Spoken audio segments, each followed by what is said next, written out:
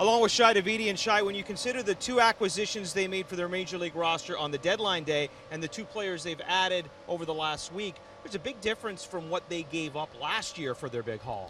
Sure, and really what the Blue Jays did last year was they gave up elite prospects. That was the capital that they used to acquire some of the top-end talent. And with some of the moves that happened before the deadline, what you saw were a lot of top 100 prospects being flipped in deals to get that kind of talent. The Blue Jays didn't want to do that. They wanted to save the prospects that they have in their system. They don't have as many as they did last year, obviously, so that was important to them. And what the currency that they used was money.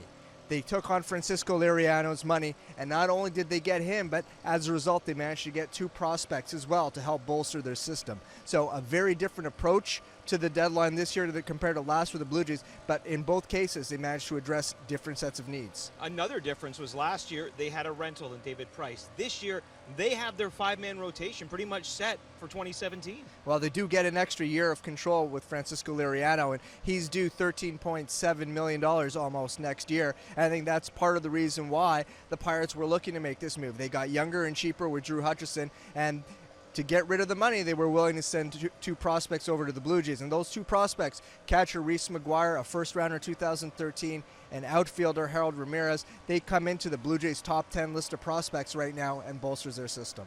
Liriano's a name we didn't hear much about, but as you hear Ross Atkins say, he's a guy that they've been targeting. Yeah, they spent 2 months doing work on him, not only him, on 20 other pitchers as well. And really what it came down to as the Blue Jays played things out was what was the opportunity cost going to be, what was the prospect outlet going to take, what was the financial impact, and what was going to be available. And we saw a lot of teams be able to make some pretty good deals if you're a seller. The New York Yankees, for instance, did a very good job restocking their farm system. The Milwaukee Brewers on that front as well, but there was a lot of prospect capital exchange. And so the Blue Jays didn't want to tread in that market. They went through their list of options. This was the deal that made the most sense, and it came together 1 minute before the deadline. Well, seeing that Feldman was not even supposed to pitch on Monday, you can kind of give him a mulligan for what happened in that 14-inning game. As far as Liriano goes, we'll see when he joins the Blue Jays rotation, likely by the weekend.